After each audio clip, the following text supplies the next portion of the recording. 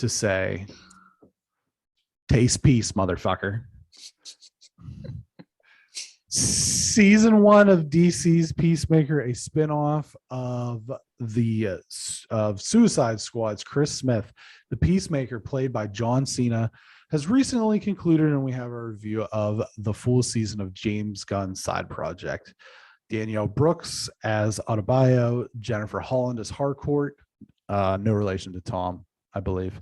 No. Freddie Stroma as Vigilante, Robert Patrick as Augie Smith, Nut Lee as Judo Master, Steve Agi or AG as Economos, and Chwokwudi Owuji as Mern join John Cena in his mission to complete Project Butterfly to save the world and fight his own demons and make peace regardless of how many men, women, and children he has to kill. Greg, you are famously can't look at John Cena's face for long periods of time. Yeah. So this required you to look at John Cena's face for a lengthy period of time. It did. Thoughts? It did. It's great. Not his face, but this show. You get used to it. I also watched a lot of it on my phone, so maybe it helps. Sure. But no, this show, you had sent me a thing about how good you thought the show was. And I was like, okay, like for things like this, you and I are pretty much in agreement. And so I was excited, but I wasn't like, I was still like, I don't know. Like, I mean, is it going to be too much? That was my biggest concern. I thought maybe it would be too much because, Suicide Squad really, it flirted with too much, but it never did it. And it flirted. It's like, is this show, just because it's 8 episodes, will it do anything where I'm like, okay, no. It flirted that line just like Suicide Squad in the best possible way. It makes fun of itself constantly. It makes fun of superhero movies constantly in the best way. It like still embraces the idea of superhero movies. I mean, the ending of this is very funny, the way it makes fun of things like, we're not spoiling that, but now. But I did think, everybody in this, it felt like a movie because I watched it so quickly, but in this show was perfect in their role. I mean, John Cena, as much as like when he's in things and I've seen him, he is really good. I will say, like, he knows his lane more than a lot of people do. It's very funny. He knows, like you said, like he is not a master thespian, but what he is really good at doing is being this like buff dude that can just make fun of himself and other people with absolutely like no issue. Like, he's so good at being the bully, but he's also good at like bullying himself in the same way too, which I think is just really a credit to him. I mean, that takes some skill. And the thing about this show too is I knew I was going to like it with that opening sequence, the dancing. Yes. And they're all, it's 100% straight face the whole time. It's amazing. And when he holds up Judo Master, I mean, it makes you laugh. I didn't watch it every single time because I did have to get through, but like the 3 or 4 times I did watch it because I just wanted to laugh. It gets you. And, Eagly in it. I mean, Eagly's amazing. This whole thing is just this is the thing I'll say. It's stupid in the 10 out of 10 way. It really is. Yeah. It is the best thing. It's not mindless.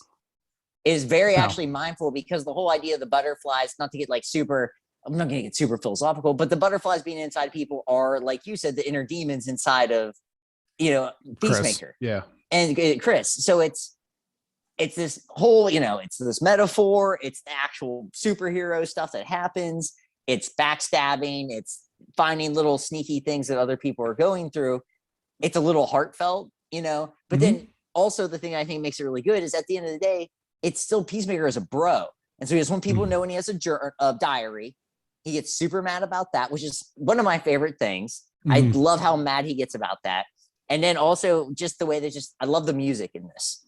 Yeah. It is just rock music all the time. No wrong time to rock. No wrong time to rock. It's just so, I will say, especially, given a lot of other shows, a lot of things, it kind of hit at the perfect time. Everything's been so serious. And to have a show like this come along is pretty perfect timing. And you don't know if that's intentional or not because Suicide Squad came out and you just have to follow these things. But everything's so serious right now. And this show is not going to get nominated for an Emmy, unfortunately, because I think it is actually that kind of quality. I actually don't say that it won't, because The Boys was nominated, and this is in that very realm. much like that. Yes. Okay. I hope it does. I think it like something should happen with this show, because I mean, I know it's getting renewed, and that's a bigger thing than actually getting an Emmy, for a lot of people. But it's pretty darn near perfect. I will 100% say that it is about as close to perfect as something like this can be without going overboard. It's like literally on that borderline. It comes so close to going overboard where you think it's going to happen and it doesn't. It's perfect. But that is my thoughts on it. Yeah, I think what was prescient about the story in and of itself was James Gunn answered a question. Why was the spinoff Peacemaker and not Bloodsport? Because Bloodsport, Idris Elba was more of the lead, and Peacemaker was even kind of a bad guy or an antagonist. In the Suicide Squad movie, Suicide Squad, there's no "the" on it. It's hard to keep those separate. And he said that he felt as though Bloodsport learned everything that he had to learn in the movie, and Peacemaker had more to learn about himself and about, just life in general. And I think that they did a good job of conveying that through the story. Like the action, the ridiculous action and the jokes are what drive this the whole way through. But there's a story in this. And I think that it's very well told. And like you said, there's moments where it's heartfelt. There's moments of just absolute hilarious chaos. There's moments of, people battling their own inner demons and such. It's not just Chris, it's, some of the other characters as well. There's moments that are so over the top that you just can't help but like just stare in awe. And I think for me, and this is spoilers, so if you don't want to hear this, skip ahead maybe 15 seconds or whatever. But for me, the sequence that really like drove home exactly what this show was when they got attacked by a fucking gorilla. Yes, that was going to be the scene I went to. And Economos killed it with a chainsaw. And that's where he gained the respect. What? Yeah. You just killed a gorilla with a chainsaw, man. It was so funny. Yeah. I think that I think John Cena deserves a lot of credit for knowing exactly what he is, but also maximizing those talents. His comedic timing is really good. Yeah. And he's able, I want to know, I'm curious to learn how much some of those scenes when they're at the base and he's just kind of firing back and forth with Economos, how many of those are ad lib, especially one where he's naming all the people that they could have framed rather than his dad. And he's just naming people. There's no way that to an extent that wasn't ad libbed. You know what I mean? And it's funny the whole way through. Oh yeah. So the dad character is ridiculous. Augie Smith, played by Robert Patrick. What did you think of some of the other characters?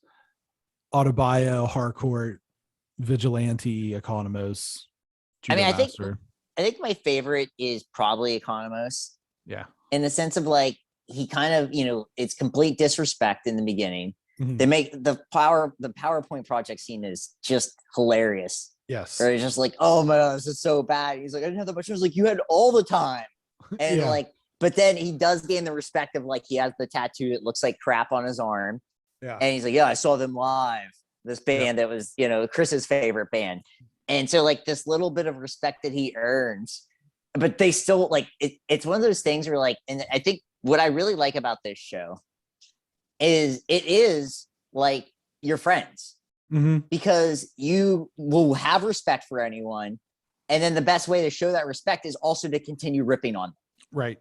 And it's just like, because even after he gains respect, they're like making fun of his weight and like making fun of his just the way he looks. He's like, Yeah, and he's like, why do you keep making fun of me? And it's just like, but they're still friends. And then at the end, when he has the picture of them laughing, it's just like, that's a great moment. Like, that's an actual like great moment where it's just like, that is actual friendship.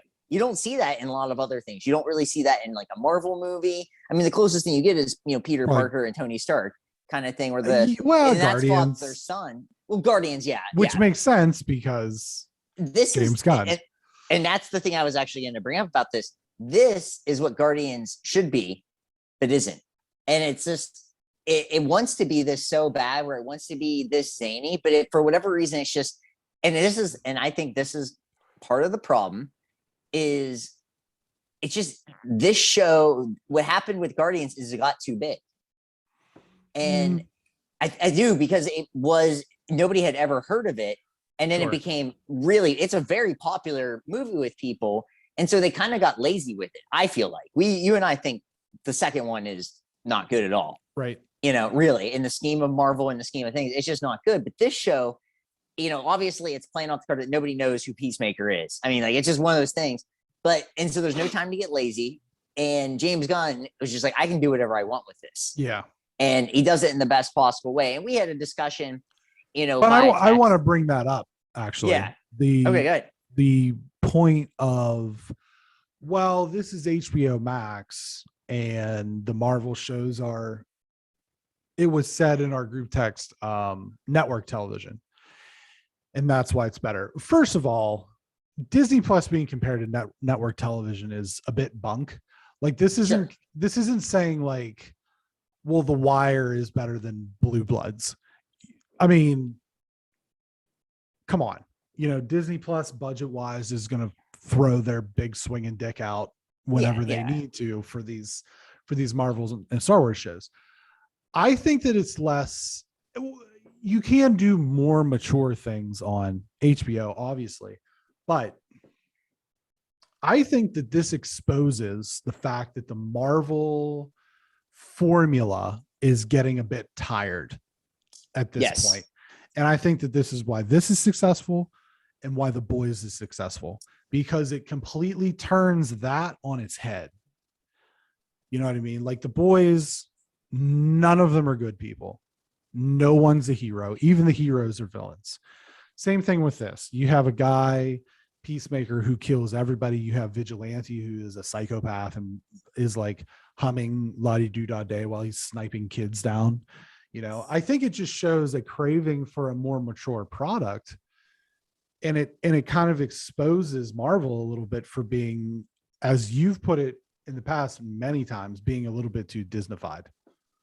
Yeah. And this is kind of, I mean, we can go on about how great the show is, but on my, I think not necessarily final point, but the point I want to hope, what I hope happens with this is I hope that DC looks at what Suicide Squad was and looks at what Peacemaker is and says, this is the direction we need to go. I hope that's the thing. And I understand the Batman is a different thing. Mm-hmm. And, I think I've gone on, I think that movie is going to be great, but the thing is Batman is Batman and will be successful. It has its way of being successful when it's Batman for the most part.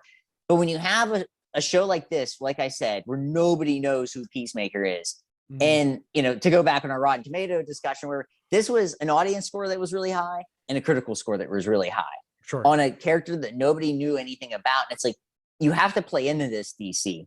I understand you can't make everything silly, but you have to understand also, like, not everything has to be the darkest freaking moment in the world. And not everything is so serious all the time that, like, you get lost in it that you can't even make a joke. Like, there are movies, I mean, it happens, but they're like, even the Christopher Nolan Batman movies are very dark, but they crack jokes. They may be very subtle.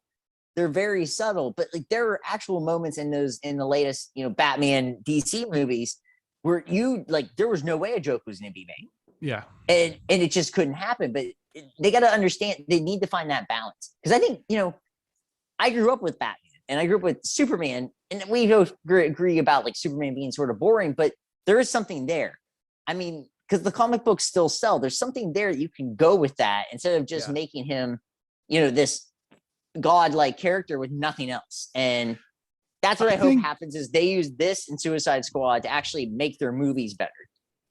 Yeah, I think that both of those properties show that DC and Marvel should take note, but the DC, it shows you can make a mature content without it being the 4 hour long Snyder cut. Right. Where it's just so serious all the time. And it's hard to get past that in that movie. I love the Snyder cut, but my God, man, it shouldn't feel like watching Gettysburg, you know? Right. Yeah. I was going to say Amadeus, but yeah, the same thing. It's just like, it shouldn't feel like you're just trudging along. Yeah. Because this show, this is maybe the fastest I've watched a show in a long time. Yeah, Sam. I ended up watching the last 4 episodes in one day. I watched the last 4 episodes in a 24-hour span, not in one day, but in 24 hours. And it's like, I guess it is my final thought is DC, you need to make this something to base other things off of. I understand not making everything silly and completely over the top, but you have to understand that can work in certain instances and not to make everything. And the way this show ends is perfect with Aquaman, and that's just funny to me. Right. And work with that, please, DC. I would give this series a 9 out of 10. That's what I would give it to. 9 out of 10. 9 out of 10. Watch Peacemaker. Make it happen. Taste peace, motherfucker.